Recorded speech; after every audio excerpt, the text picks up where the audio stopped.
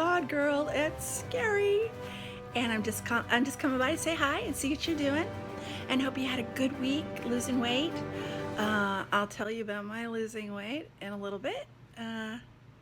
Let's see. Does 5 Oreos count? Just wondering. 5. They're the extra thin ones.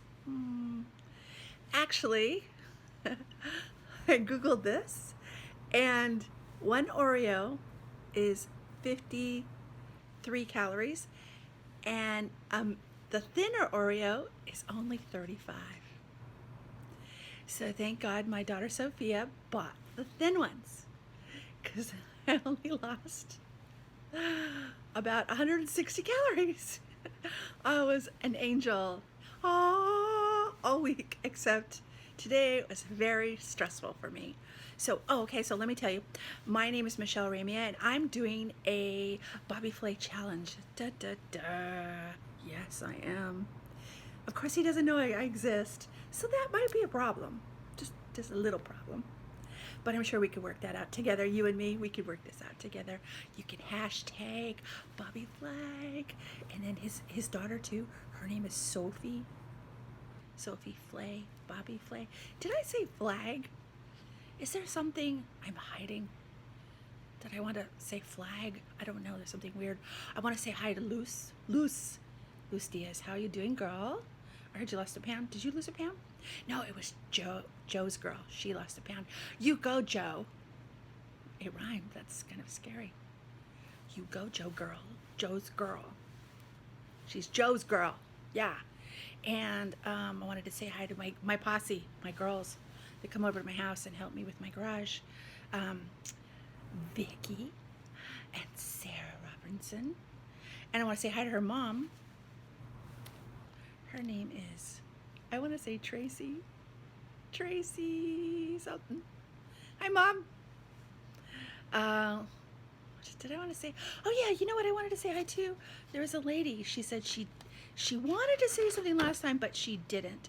Her name is Carrie Lantern, and she says she loves my new video that I did for Bobby Flay Challenge because I revised my video. I revised the challenge. There's one scratching on my nose. Count it. 1. Okay. If you have a cookie for every time I scratch my nose, you're going to be really fat. So, I don't know. I said the fat word. I hate that word. That's an F word. Anyway, yeah, she said, oh yeah, so look, be bold. Go ahead and give me a comment. I can take it. I'm a big girl now. I'm going to put on my big girl panties, and I'm going to take the comments. Just bring it. Just bring it, baby. Just bring it.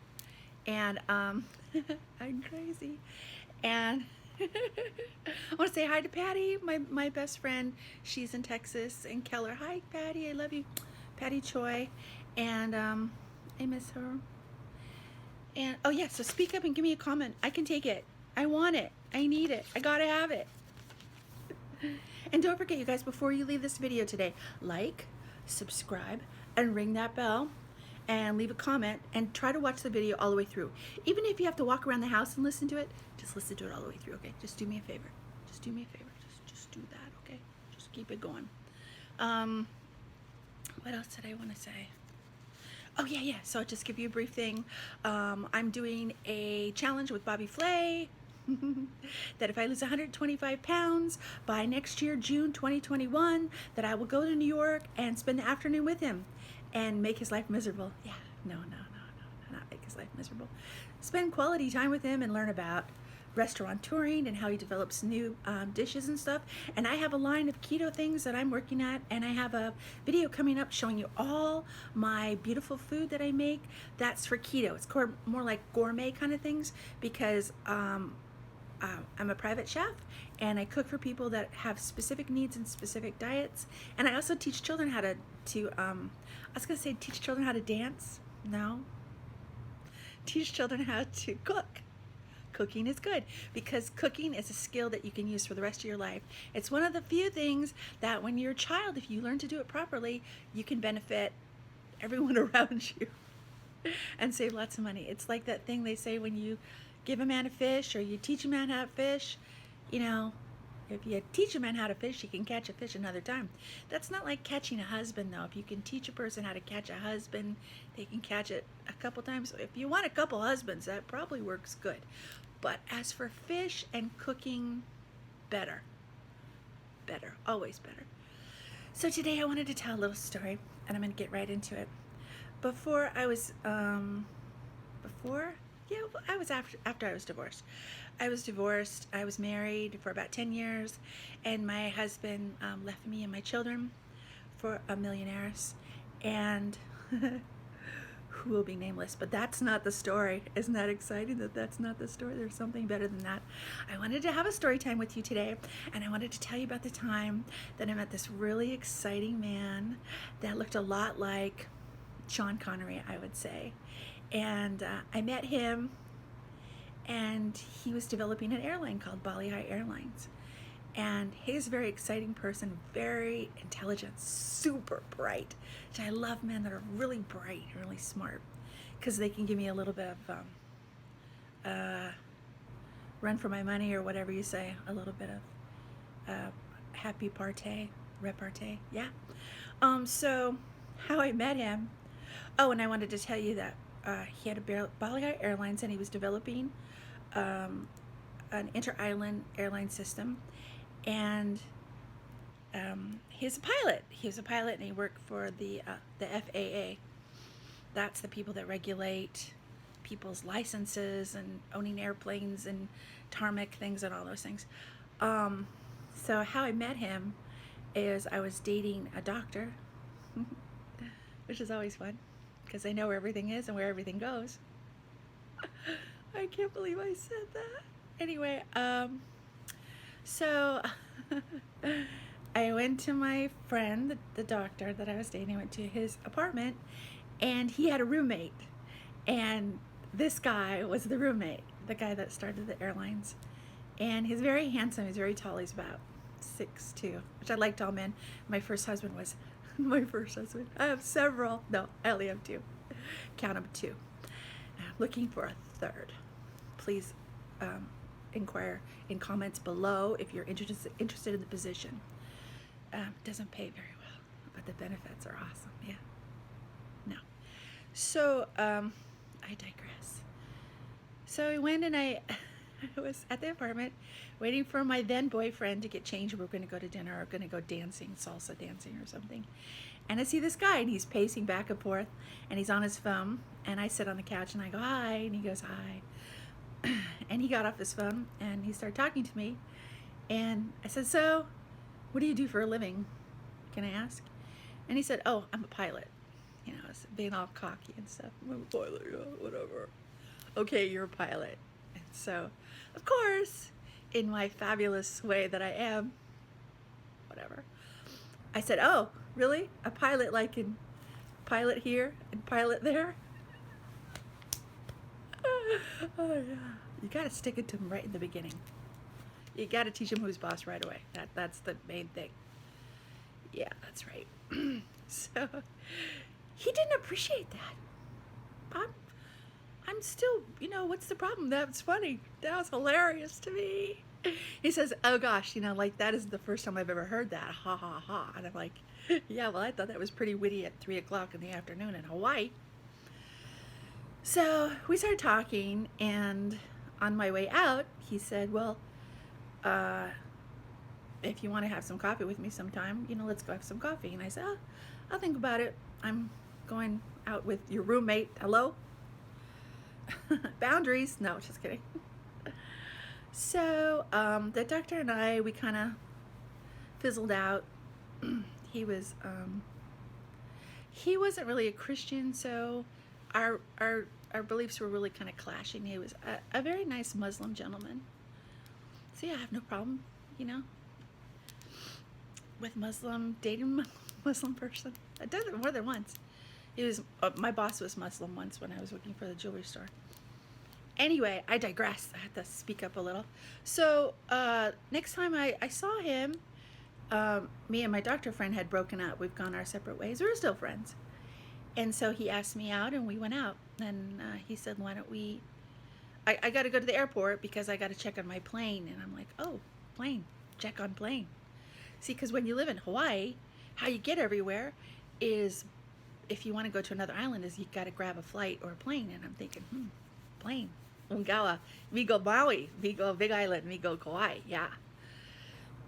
So we pulled out, we went to the airport and we pulled out his plane, went to a big hangar. And actually you could just move the plane yourself because it was a small, like a Cessna.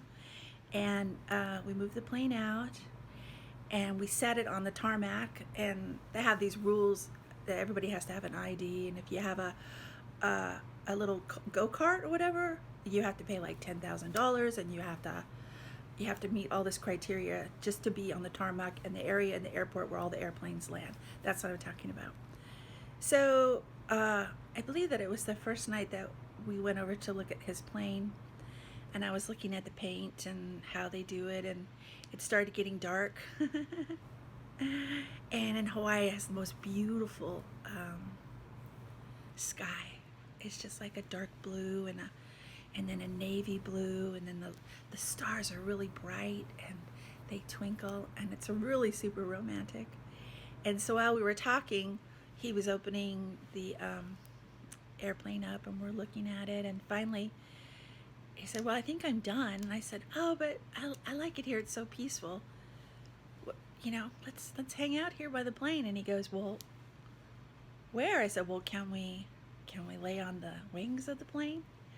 And he goes, yeah. And so I climbed up on the wing of the plane. It was silver. And he climbed up next to me, and we just laid on the plane and we watched the stars in the sky and the moonlight. And it was so romantic, and we held hands, and it was so cool. It was very cool. It's one of my fondest memories of going out with him and being with him. And I ended up getting engaged to him. He asked me to marry him a couple of months later, and just really brilliant man. And we began to fly together, and he began to teach me how to fly, and I have like 24 hours of experience flying a Cessna. And we would get our money together and put fuel in the tank and we would just drive off, fly off. And it was so amazing when we'd be on the you know, the landing strip to take off. You know, everyone has to speak English when you fly. You have to be able to speak English, even when you're in Paris or you're in Europe. The English language is the international language that aviation speaks. I don't think they changed that, but so he would put on his headsets and I would put my headset on, and I would listen to the tower, and the tower would say, you have clearance for takeoff at LR and da-da-da-da. And it was really exciting. And then the plane would start taking off, and it would get faster and faster and faster. And then all of a sudden you would have lift and you'd be up in the air. It was so cool, so romantic. And we would hold hands, and we put in our favorite CD, and we'd listen to it, and we'd be just flying up in the air, watching the sunset. The clouds were white, and then they'd get a hue of a pink salmon, and then a little bit of yellow, and then they'd go lavender, and we would just hold hands, and I'd have my headset on, and he has his headset on, and we'd be listening and talking back to each other and listening to our music. One of the songs that we loved was from Somewhere in Time, Rachmaninoff. Just da da da da da da da da da da da da da da da. You probably recognize that. I don't know. Maybe you have to be really old to recognize that. I don't know, but that was so romantic and so beautiful. And we would catch a flight, we would fly over, we would get in our plane and fly over La-di-da, and we would land on the Big Island, and then we'd grab somebody would leave a van. People were very generous in Hawaii. They would leave a car or a van and the keys in there, and you just grab it from the airport and then just tool on. So if you were flying in between the islands, if you have enough friends, you'd be able to get a ride or pick up a van or pick up a car and just go and use it, fill it up with gas, put it back like that. It's very friendly. And we would go to a restaurant, and we would sit and we would have steak and lobster, and there would be like a wall made out of lava rock, and those little torches with the tiki torches and the lights and the fire, and those would be ablaze, and the ocean would come rolling in around the boundary of the lava rock wall. It's black, and then there's spotlights on the ocean, and the waves would come in and crash against the wall, and we were just sitting there having steak and lobster. Flew in from Oahu into Hawaii to Kona, and we'd sit there and talk like, it's nothing like we're always flying. Yes, we're just jet setting. And it was very romantic. He would have wine, and we would sit and we would drink and we would talk and we would dream together about, his airline and how it would fly in between the islands. And it was really cool, really fun. We had a wonderful time dreaming together and being together. And then we'd have dessert, and then we'd say, oh, time, gotta go. Gotta get in the plane and go. And we get back in our little borrowed van and get to the airport, jump into the plane, and he would do all the 22 steps of checking the plane. You had to check the fuel, and you go underneath one of the wings and you pour out the petroleum, or it's AVG gas, something like that, and you look at it, then you throw it out. And then you get into the airplane, and then you say, before you start the propellers, you yell, clear, it's all very Hollywood movie-esque. And then we would ask for takeoff, permission to take off, and then I'd have my headsets on, he'd have his headsets, and you'd hear them say, yeah, go ahead and have a good flight. Da-da-da-da-da, that was really friendly. The tower was really friendly. And then we just go right off. We'd roll really fast. Go faster and faster and faster and faster and faster in the airplane, and then before you know it, just take right off. And I remember putting my feet on the bottom of the plane where I was sitting, because I sat right next to him. And I remember when I put my feet down, there was nothing underneath my feet but the plane. And then after that, there's nothing. There's just nothing.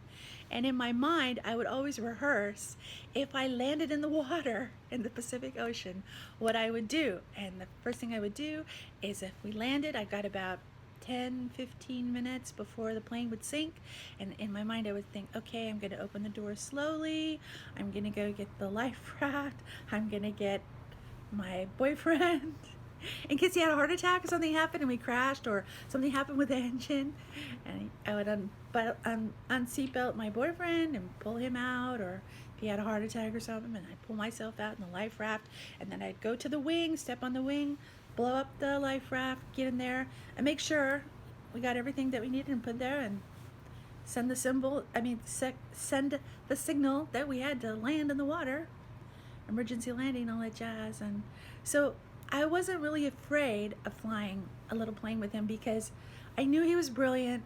I knew he knew how to save me if we crashed, and he's just a really brilliant guy, really handsome. When I met him, he looked like the average kind of person, and I Michelleized him because I used to do makeovers for men too, how to make them look better. Help him pick the right haircut, the right shirt, if he was going to a wedding, the correct suit, his swimwear, his beach wear, his casual wear for the parties, the weddings, the events before weddings. You need to have that outfit coordinated, and the right cologne and all that cool stuff, because my father used to dress really well. He used to be impeccable, and I would sit and I would watch Daddy every morning.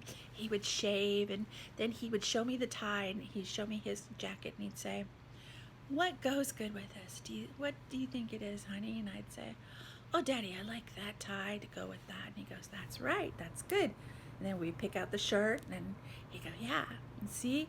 And then he would say, oh, so you can't use this color with that because that color's too little. You can't bring out that color. You got to get a bigger color, and of all these colors, this is the most predominant. And then he taught me about how slacks, how when they go long on a man and they don't have a break in them, you always want to have them tailored to go this way, and the double-breasted suit and all that jazz. And so I learned all those beautiful things from my father, who was a beautiful dresser. Even though he lived in Hawaii and he wore a lot of Hawaiian shirts, Hawaiian shirts, like Tom Selleck. Not like that. They're more sedate. If you look at the material and you flip the material over, that's the side of the material that they use, that the businessmen in Hawaii wear for shirts. Anyway, I digress. So I I helped my friend get gorgeous, and when I got done with him, he was so gorgeous he was attracting more women. I did the same problem with my first husband. I made him so gorgeous that he was attracted, or a millionaire's chick, she was attracted to him, and he went with her. Thank you. Good job. Don't do that again. No. Let them just, whatever. Let them be as they are. Don't make them better. That's not a good idea. So anyway, it was very romantic, and on the way back from Kona that we just got through having dinner at, we would listen on the headsets and we would watch, and the sky was amazing, and the ocean was blue, and the moonlight would bounce right off the waves as we were flying over it on our way back to Honolulu International Airport. And then we would land and we would be so satisfied that everything was good and that the flight was good. It was non-eventful. It's always important when it comes to flying to have a takeoff and a landing, because if you don't have either one of those, that means you didn't make it, that you're somewhere doing this or doing this, or up in heaven singing, doing this. So that's part of my story time. I love the guy. He was great. And recently, what sparked this is that I just got through talking to him about a week ago, and he's going to come visit me and see how I'm doing. And we never got married. It just didn't. There's another story to that, and I'll tell that another time, because my friend might be watching this today. And I don't know. I don't want to tell that. But it's really good. I'll do that another story time. So anyway, I just want to tell you that beautiful things are happening, and beautiful things are going to happen for you too one day. And I'm sure you've had wonderful things happen to you right now, but I want to tell you that God can take your tragedy and turn it into a triumph, or turn it triumphant, and that don't be discouraged, and that I'm here. I'm going to try to see you once a week, and I'm still working on my Godgirl album, and I'm going to release that pretty soon. I've done 9 songs that I wrote and that I recorded over at Cornerstone Multimedia over in Manoa with Dennis Lee. He's a great person, great Christian man. And I'm working on my cookbook for you guys, and a t-shirt that says Godgirl in little rhinestones for you. So if you want to wear that, you can wear that. And I'm just doing a bunch of stuff, and I'll be working on my music videos too of all my songs, and then my gourmet food for keto, so that we can eat keto and still be enjoying food and its flavor. I'm going to tell you now how I did this week. I didn't do so good. I gained 2 pounds, but then I lost 2 pounds, so I'm just exactly where I was last week. So that's still good, because I didn't gain anything. Then I'm back to where I was, because actually 5 pounds or 5.2 ounces last week, that's a lot for a week. So that was pretty darn good. What I did is I modified the eat like a bear. I guess I'm eating like a mongoose. Hawaii has mongoose. They did this thing. We had a lot of rats in Hawaii a long time ago, and so they said, oh, let's solve that problem. We'll get mongoose. So they brought all these mongoose, I guess that's plural of mongoose, and so they brought all these mongoose over, and guess what? It didn't work, because the rats were up at night and the mongoose sleep at night. Didn't work. But 10 points for trying. So we still have mice, but that's okay, because we got cats. Cats eat mice. So what was I saying? Yes, I got a lot of things in progress. I haven't heard anything back from good old Bobby Flay and the B team, and it's cool. I'm cool with it, because I don't need the pressure. I got enough pressure right now. But no, I'm still I'm not, I was gonna say balls to the walls, but I don't think that's appropriate, but I've already said it. Too late. Was there something else? Oh yeah, okay, so I'm at 56 pounds and 6 ounces down. I have 69 more to go. Okay, so before I reach the 125. So that's good. That's all right. I'm still going. I haven't stopped. I've modified it. Eat like a mongoose instead of eat like a bear. After I wait 23 hours of not eating, intermittent fasting, I eat for 1 hour, and then, so I'll eat like at 7 o'clock at night. And then if I get hungry, because I'm kind of a night owl, I'm up most of the night working on my business and things at night. I'll have something else again. I'll have proteins. I'll have like 2 chicken drumsticks, or I'll have a half a steak or something, just to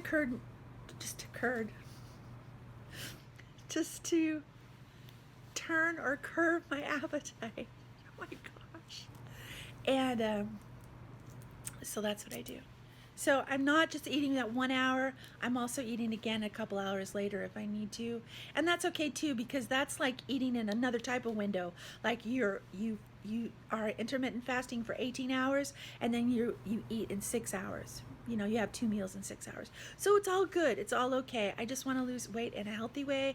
I don't want to really starve myself per se. I'm just on an intermittent fast. So when I lose weight, my skin snaps back better. Excuse me. And look, I only touched my nose twice. That's so good. I get 10 points. But no Oreos. Stay away from Oreos. But man, they were good. Let me tell you, those Oreos were fantastic. They were. But they're not going to be fantastic when I weigh tomorrow. They're going to suck. But that's okay. That's all right. Get back in and fight. So it's like 26 minutes. I want to get it down. I don't want to talk too long for you guys. So I'm going to shut up. And was there anything else I want to tell you? I love you. I'm praying for you. Don't forget to like and subscribe and ring the bell and give a comment, because it helps me. It helps the channel, and I want to grow the channel so I can talk to more people about God and my life, and to have hope and go forward. Don't go backwards, and keep trying to lose weight, whatever you're going to do, if you're going to do keto or not. And to dream big. Dream as big as you can, and don't be afraid to do it. Look at me. I'm like a totally fluffy little melon. A fluffy little melon. And I'm doing this thing with Bobby Flay. Hello, what's going on in my brain? But I believe you should try. You got to try. You can't let anyone tell you yes or no. You just got to do it. Look, I finished my degree. I went back to school at night while I was raising 3 daughters, okay? I worked during the day, and then I went to school at night at University of Hawaii, and I got my AA, and I got my bachelor's in psychology. If I can do that, you can do that. And if I can lose 56 pounds, you can lose 56 pounds. We can do it. We can do it together. Just have to surround yourself with people that are doing keto, or people that are watching what they're eating. It could be anything. It doesn't have to be keto. I just have more success with keto than I've ever had with Weight Watchers or anything else like that. Okay, so I just want to say that, and that I love you, and I'm thinking about you, and all week I think about you and what I'm going to say to you and what I want to relate to you and what I want to tell you. And I just want you to have heart and not be afraid to do your dreams. Dream really big. You know, just dream. Just dream, my friend. Dream, my friend. Dream. And throw in a hashtag to Bobby Flay. Let's get his buns going. I was thinking about throwing a hashtag to his daughter, Sophie Flay, too. If you guys feel like it, do that too. I'm looking at my notes, so I don't want to... Oh, that's the 3rd time I touched my nose. I lose. You snooze, you lose.